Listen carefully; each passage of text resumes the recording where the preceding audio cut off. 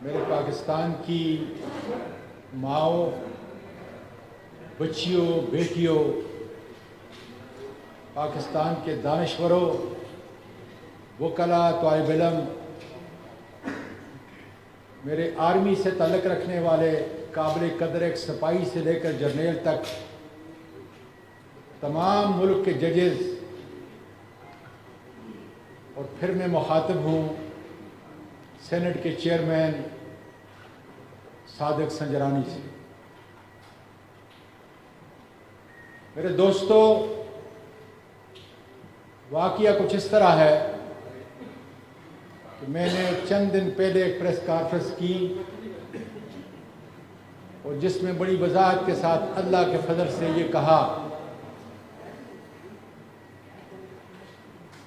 कि मुझको इसलिए कोई दबा नहीं सकता कि अल्लाह के फजल से मैंने करप्शन नहीं की। मैंने इस मुल्क की कोई चीज़ ली नहीं, इस मुल्क को दिया है, और उसकी सारी तफसील सुप्रीम कोर्ट ऑफ पाकिस्तान के मीडिया टॉक के अंदर जो है आपने वो सुनी।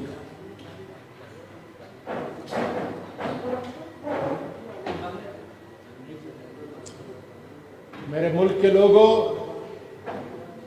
सुनो हमारा मुल्क कितना दूर जा चुका है। मैंने ये भी कहा कि मेरी कोई वीडियो गैर अखलाकी मेरे मुल्क के लोगों के पास, मुक़्तदर हलकों के पास नहीं होगी। मैं गलत था, मैं सरासर गलत था। सुन लो क्या हुआ है। और मुझे शर्म आती है अपनी माँ और बेटियों से जो अपने घरों में इज्जत के रिश्ते से मेरी इस बात को सुनती होंगी। वाक़या ये है कि 20 अगस्त कुछ लोग मेरे पीछे लगे हुए थे। 20 अगस्त को, बल्कि मैं यहाँ से शुरू करता हूँ कि आज रात को क्या हुआ और क्यों मैं ये प्रेस रिलीज पूरे पाकिस्तान और बैरून मुल्क पाकिस्तानियों को बता रहा हूँ। 9 बजे के करीब आज रात मैं यहाँ था। मेरी बीवी इस्लामाबाद में, उसने मुझे कॉल किया। उसकी चीखो पकार, हिचकियाँ बंद नहीं होती। मैंने बड़ा जब्त किया कि शायद मेरी उन पोतियों को किसी ने कत्ल कर दिया है, और मैं यहाँ लाहौर में हूँ। मैं बार बार जोर जोर से कहता, क्या बात है, क्या बात है, बोलो।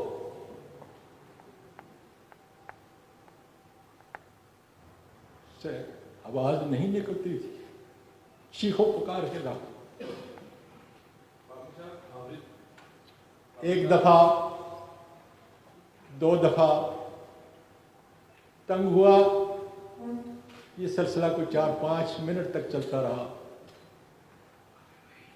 उसके बाद मेरी बेटी जो अमेरिका से सिर्फ इस वाक़ये के लिए आई हुई है, मैंने उसको कॉल किया। मैंने कहा, बेटा तुम्हारी 2 जवान बेटियां हैं, न मुझसे और न तुम्हारी माँ से तुम्हारी कोई चीज़ छुपी हुई है। हमने तो तुम्हें इस तरह अपने हाथों में नहलाया और बड़ा किया है। मेरी सबसे अजीज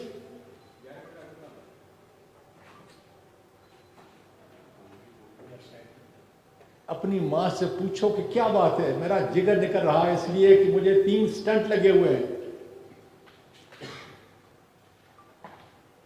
मेरा दिल फट रहा था। उसने कहा, जरा थोड़ा ठहरो। वो गई, माँ को मनाया, तो माँ ने कहा कि इनके पास मुझे किसी ने बगैर नंबर के एक वीडियो भेजी है, क्योंकि मेरे मुल्क की बच्चियां जो हैं, मेरे मुल्क की पोतियां जो हैं वो सुन रही हैं, और उस वीडियो में तुम हो, आगे मैं नहीं कह सकता।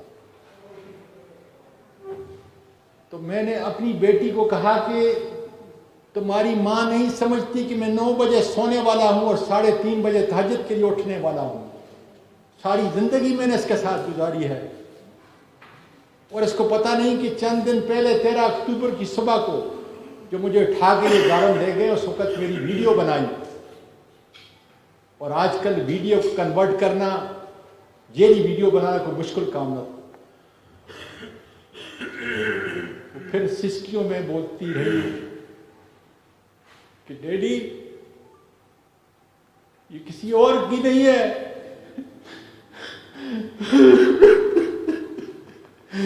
ये तुम्हारी और मेरी मामा की है।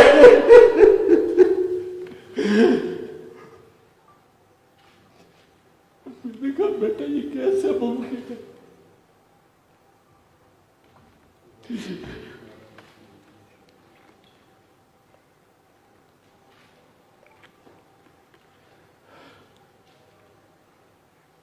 अल्लाह मुझे इतनी क़ुव्वत अता कर कि मैं अपनी कौम का, अपनी बच्चियों को ये पैगाम पहुंचा सकूं। उसने कहा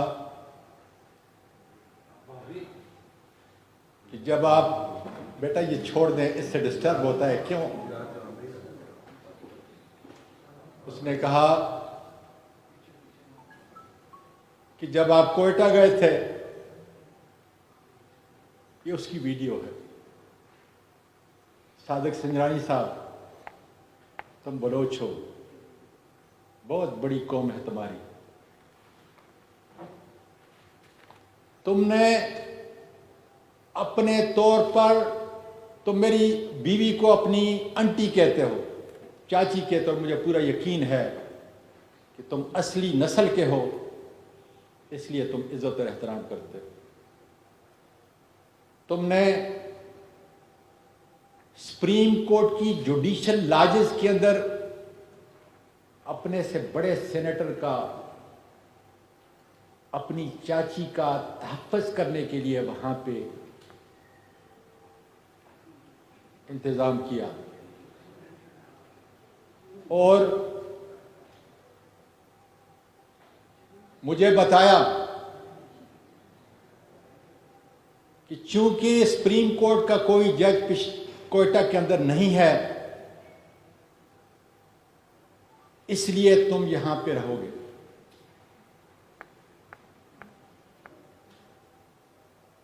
मेरी बीवी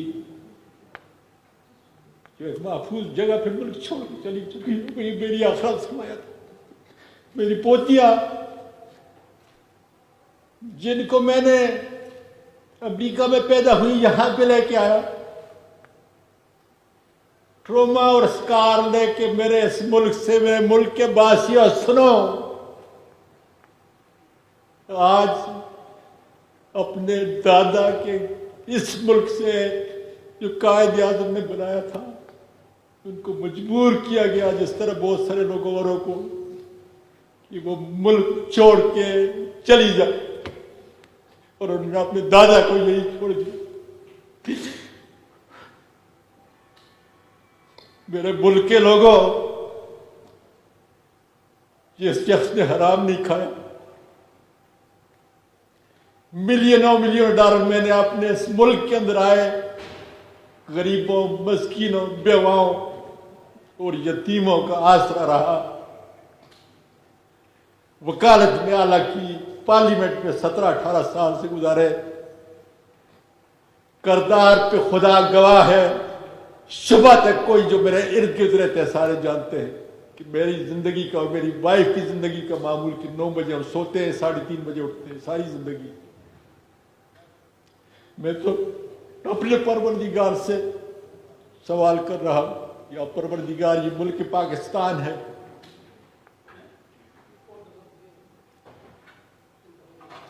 ये मुल्क पाकिस्तान है जिसके अंदर एक खामद और बीवी का तकद्दस। और मैं हैरान हूं कि फौज की वर्दी में मलबूस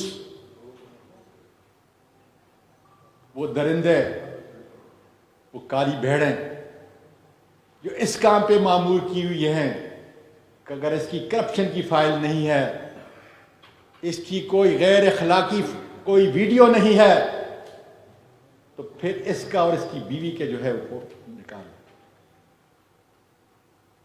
संजरानी साहब, मैं पाकिस्तानी और पठान हूं, आप बलोच हो। मैं आपके घर में आया, आपने मेरा इंतजाम किया। मैं नहीं जानता, लेकिन इतना जरूर जानता हूं कि ISI के लोगों से तुम्हारा बैठना, उठना, जीना इस तरह है जिस तरीके से बदन एक बदन होता है। मैं पूरे मीडिया के जरिए, पार्लियामेंट के जरिए आपको दरख्वास्त देता हूं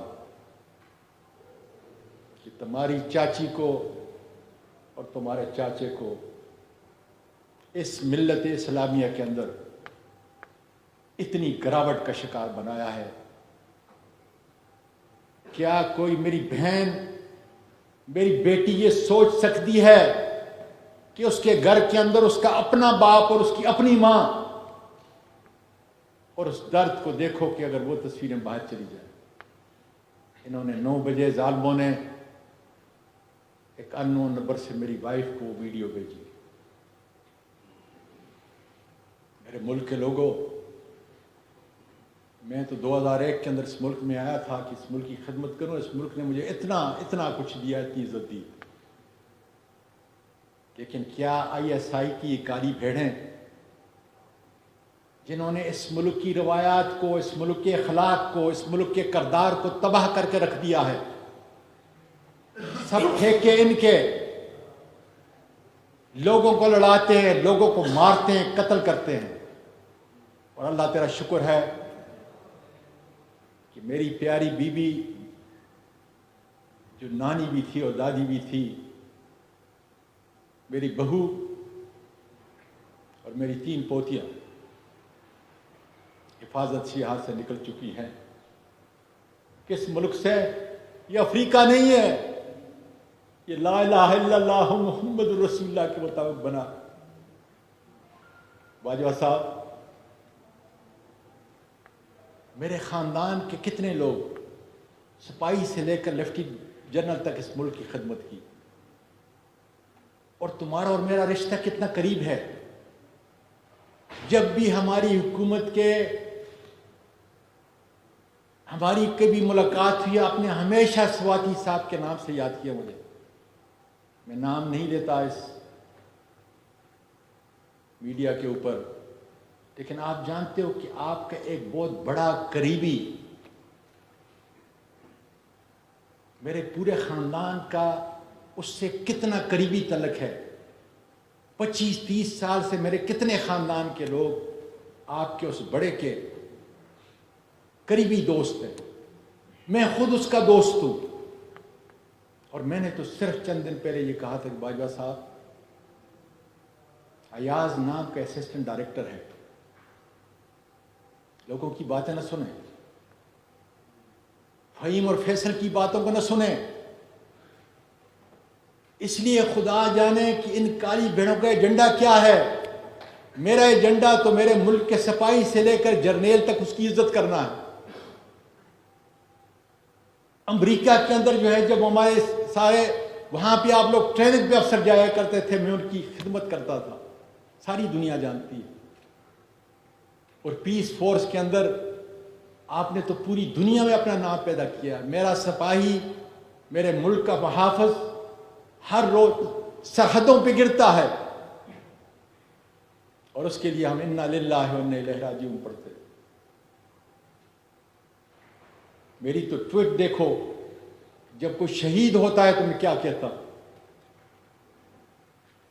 और मेरा कसूर सिर्फ यह है कि 16 अरब रुपया मेरे इस गरीब मुल्क का वो माफ किया गया, उस पर मैंने आपको ट्वीट की। वो मेरा तो कानूनी और आईनी हक है। और क्या उसका बदला ये काफी नहीं था कि जब एक आदमी करप्ट नहीं है, उसकी कोई फाइल नहीं है, उसकी कोई अखलाकी फाइल नहीं है, दुनिया जानती है मुझे, तो फिर उस मां से, उस नानी और दादी से बदला लिया जाए। जिन लोगों ने ये किया, उस जमीन फट क्यों नहीं गई? मैं पूछता हूं दानश्वरों, वकला और जजेस, जमीन फट क्यों नहीं गई? और कहां पर? सुप्रीम कोर्ट के जुडिशियल लॉजेस क्वेटा के अंदर 20 अगस्त को कुरान मजीद देखो पढ़ने वालों, क्या कह रहा है मेरा परवरदिगार आपके लिए और मेरे लिए, क्या पैगाम दे रहा है कि इस वक्त के अंदर जो है किसी को इजाजत नहीं होगी, इसलिए कि बीवी और खामन, उसकी तुम वीडियो बना रहे हो। कौम का नौजवान क्या उन मासूम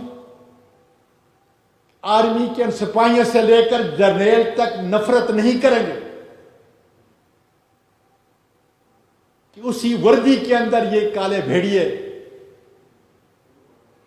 इस मुल्क की अखलाकियात को इतना गिरा दिया है कि लोगों की जबानें बंद करने के लिए ये मासूमों का कत्ल मुल्क से और मुल्क से बाहर भी करते हैं।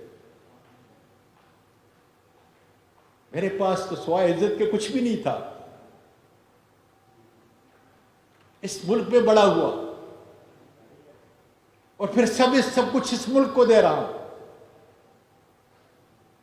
कौन सा कसूर था?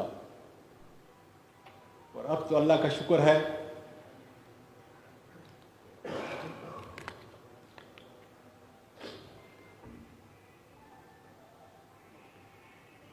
किस तरह मेरी बीवी गई होगी, जिसके साथ 16 साल की उम्र में मैंने शादी की, अपनी पसंद की शादी की,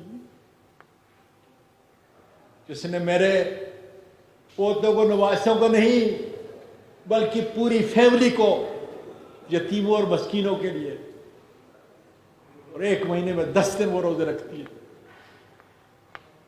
उसकी इज्जत को मुल्क के जजेस इतना आसान है, इतना सस्ता सौदा किया इंतजामों ने। ए मेरे मुल्क के मीडिया के लोगों, कब तक तुम्हारी जबानों के ऊपर जो है ताले लगेंगे? कब तुम्हारी जबान खुलेगी अपने इस मुल्क के लिए? क्या हो रहा है नीचे? बाजवा साहब, क्या आज भी आप नहीं पूछ सकते कि इस मुल्क की एक बेटी, मां, जो दादी भी है और नानी भी, उसको मुल्क छोड़ने पे क्यों मजबूर किया गया? क्या कसूर था उसका? मेरा कसूर सही कि मैंने ट्वीट किया, क्या कसूर था मेरी बहू का जो आपकी बहू है? क्या कसूर था मेरी पोतियों का जो मेरे मुल्क की और आपकी पोतियां हैं? बाजवा साहब, इस मुल्क के कौम को बताओ कि इस मुल्क को किस जिगर के ऊपर जो है हम लेके चल रहे हैं, और वो कौन लोग इस पे तुले हुए हैं कि पाकिस्तान का बच्चा बच्चा आर्मी की वर्दी से नफरत करे। और मेरे मुल्क के लोगों, जिस वक्त ये नफरत पैदा होगी तो अंदरूने मुल्क और बैरूने मुल्क वो लोग जो इस मेरे मुल्क को खत्म करना चाहते हैं, इसलिए हमारे मुल्क का सबसे बड़ा दफा जो है हमारी फौज है। और फौज तब ताकतवर है कि उसके साथ अवाम खड़े हों। बाजवा साहब, यही बात तुमने की, वही बात मैं कर रहा हूं। और जब अवाम गिरेंगे, नफरत पैदा होगी, तो मेरे और आपके दुश्मन का सीना ठंडा होगा। और यही वो चाहते हैं कि मुल्क शाम बने, लबनान बने, इराक बने, लीबिया बने।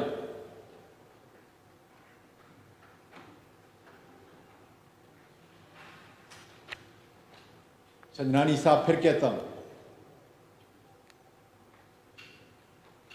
मैं तुम्हारे घर के अंदर था, मुझे मालूम नहीं था कि सुप्रीम कोर्ट के उस लाजिज के अंदर भी ये काले भेड़िए बाहर की नहीं, मियां और बीवी के साथ जो है इतना गिरावट, इतना गैर अखलाकी काम।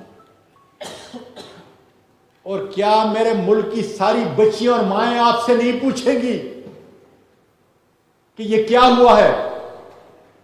क्या मेरे मुल्क का मुअर्रिख जो है ये नहीं पूछेगा कि इन बच्चियों को, इन माओं को क्यों मजबूर किया गया कि मुल्क को छोड़े, अपने मुल्क को छोड़े?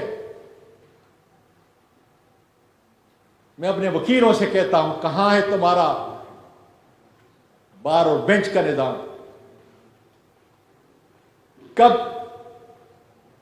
इंसाफ के तराजू के नीचे खड़े होकर तुम सच की आवाज बोलोगे कि मैं तो आखिर वकील भी तो हूं और मैं पार्लियामेंटेरियन से, कब तुम्हारी तालों की जबानें खुलेगी?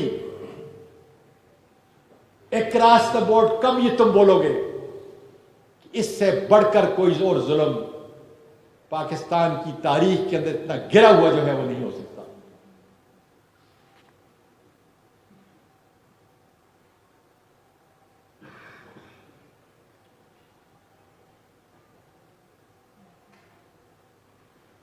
मैं कौम की माओं को कहना चाहता हूं, कौम की बेटियों को कहना चाहता हूं कि इस जुल्म की आवाज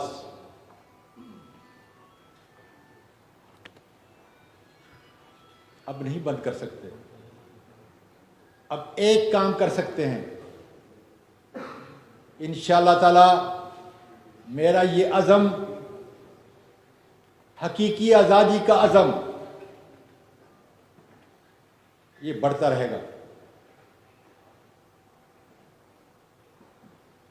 मेरे मीडिया के लोगों, तुम्हारी आवाज़ पूरी दुनिया में पहुंचती है।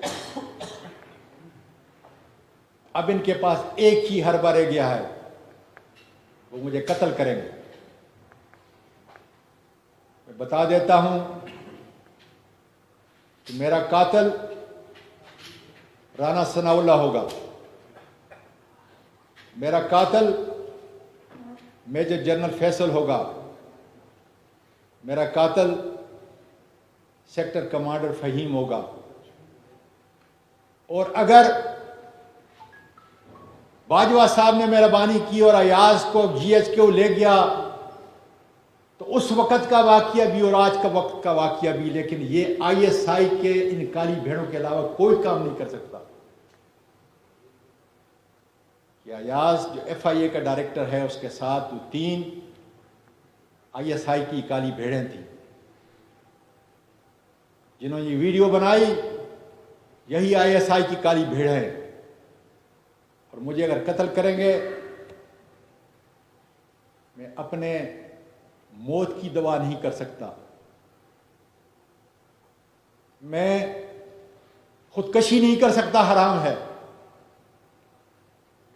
इसलिए इसी मुल्क के अंदर खुदा के फजल से रहूंगा और इस जुल्म का, इतना बड़ा जुल्म, जब आप जाएं घर में सोचें कि क्या कभी पाकिस्तानी माशरे के अंदर आर्मी के यूनिफॉर्म के अंदर ऐसे भी लोग हैं जो मेरे मुल्क की इस अजीम फौज के असली दुश्मन हैं? और क्या बाजवा साहब 5 मिनट के अंदर इन लोगों को अनअर्थ नहीं कर सकते कि ये वो लोग हैं जिन्होंने किया है और ये वो लोग हैं जो इस मुल्क को डिस्टेबलाइज की तरफ लेके जा रहे हैं? मुझे यकीन है कि आपका ये कैमरा, आपकी ये कलम नहीं रुकेगी, इसलिए कि अगर रुक गई फिर कोई आज़म सवाती, फिर उसकी पोतियां, फिर उसकी बहू और फिर उसकी बेगम इंसाफ रेड़ी पांव और रगड़ रगड़ के दम तोड़ देंगी। और फिर खुदा जाने पाकिस्तान आपकी सहाफत और आज़ाद मीडिया की आवाज़ खुदा जाने क्या होगी। मैं कोई सवाल नहीं लूँगा,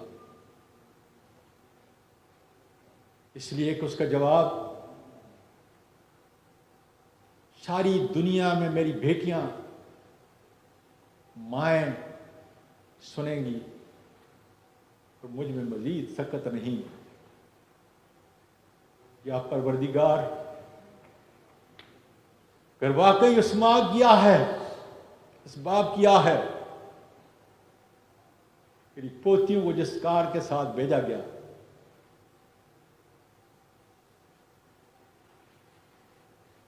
तो फिर मेरे परवरदिगार जुल्म पे अपनी बिजली गिरा।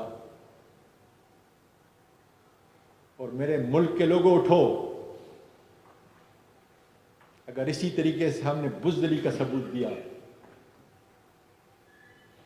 इसी तरीके से हमारी वीडियो बनती रही और हम ज़मीर के सौदे करते रहे, उनके सामने झुकते रहे, तो खुदा की कसम न सहाफ़त इस मुल्क को बचा सकेगी, न पाकिस्तान की बहादुर अफ़वाज, नहीं पाकिस्तान की आवाम। पाकिस्तान पाइंदाबाद।